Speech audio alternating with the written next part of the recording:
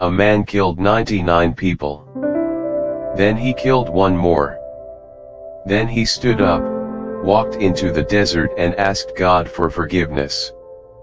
And God said yes.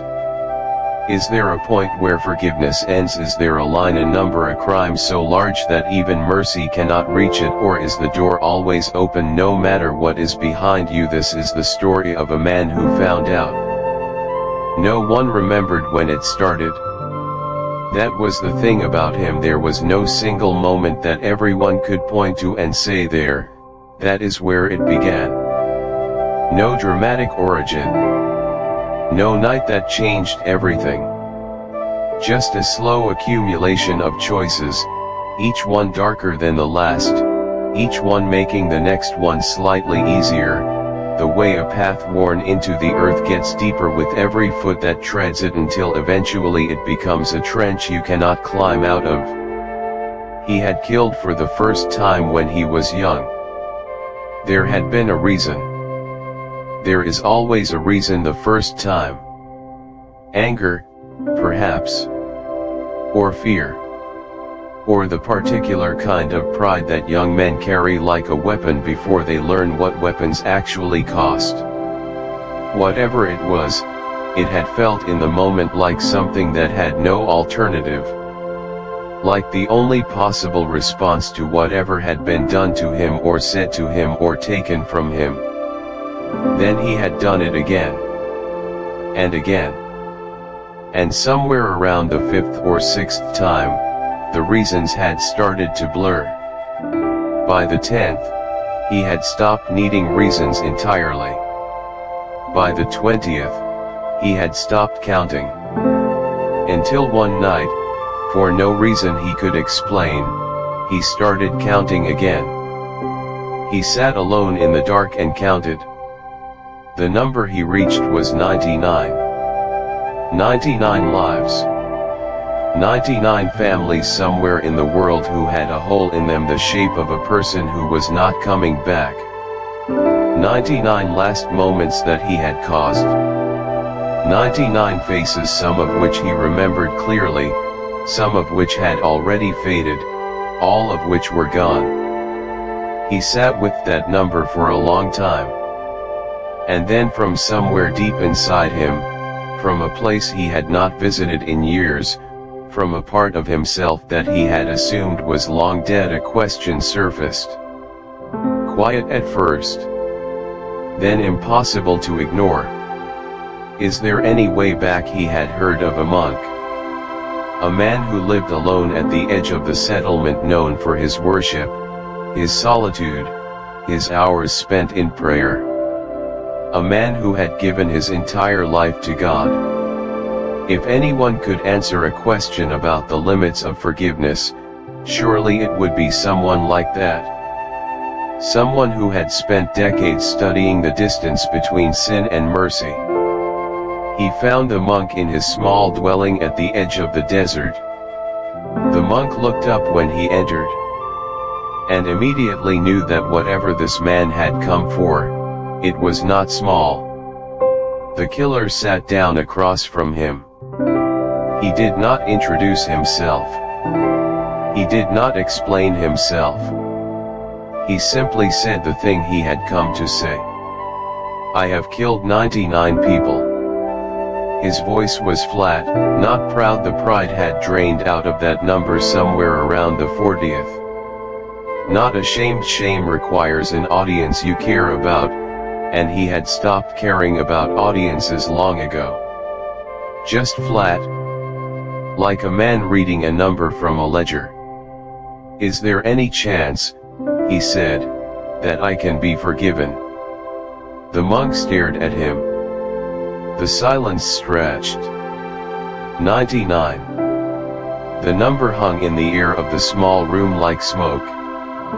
The monk turned it over in his mind, tried to find some angle from which it looked manageable, some framework in which it became answerable. He thought of prayers. He thought of penance. He thought of every story of forgiveness he had ever heard or read or been told. None of them had a number like this in them.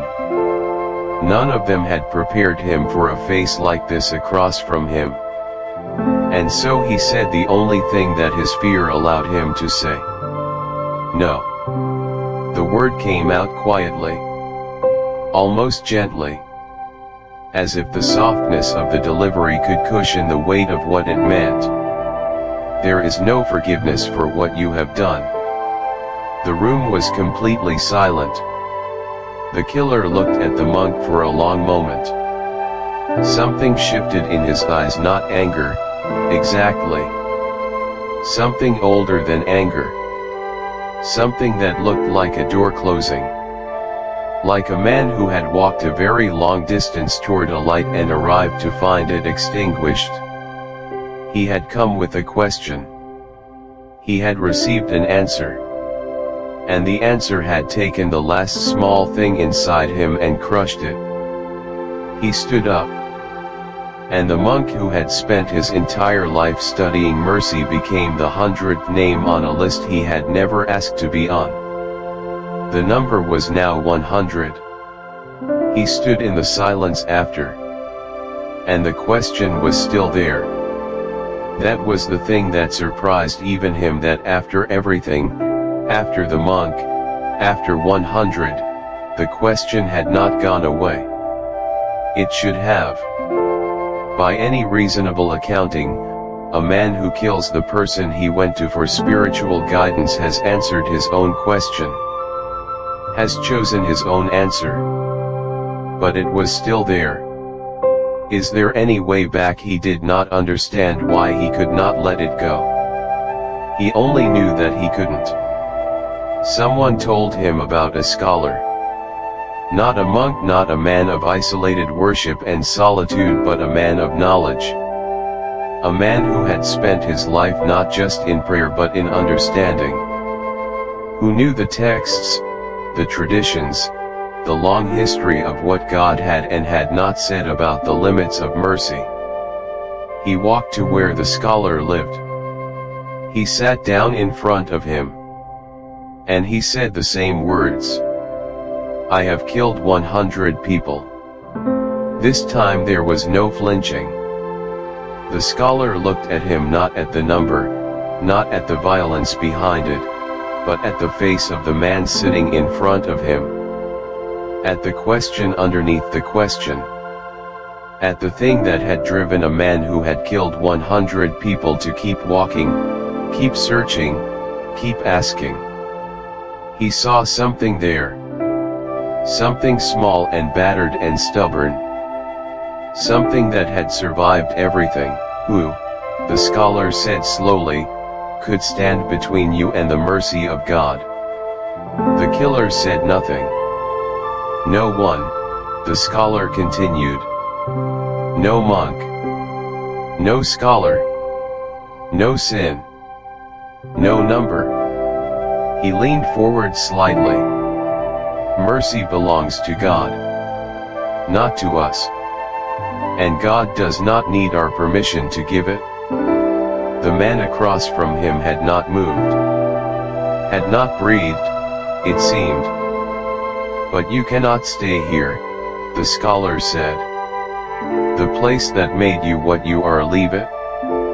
There is a town, far from here, where people live differently. Go there. Live among them. Start from the ground up. Leave everything behind except the question that brought you to me. He paused.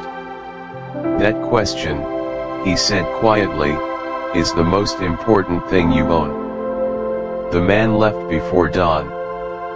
He walked into the desert as the sky went from black to the deep blue that comes just before light, and he walked without stopping, without looking back, without allowing himself to think too far ahead, because ahead was uncertain and behind was everything he was trying to leave.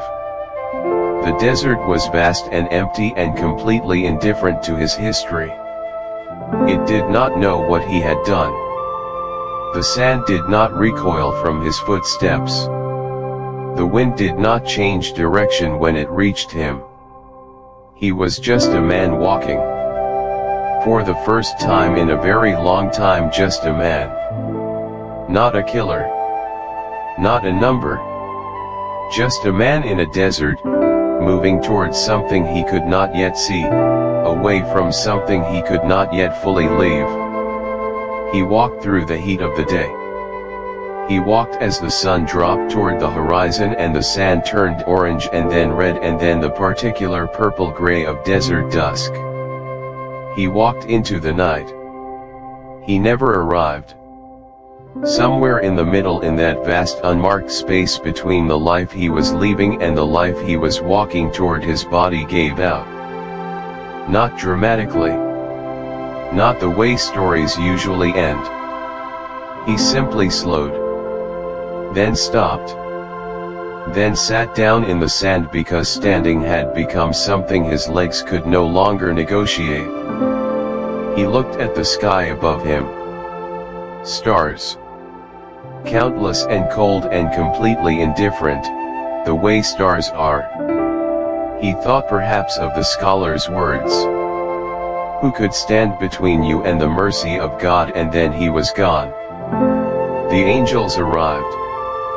2 groups of them standing over the body of a man who had taken 100 lives and died alone in the desert between repentance and the past. The angels of punishment spoke first. 100 lives, they said. He is ours. The angels of mercy did not argue with the number. He was walking, they said instead. Look at the direction he was facing. Look at what he left behind. Look at what he was moving toward.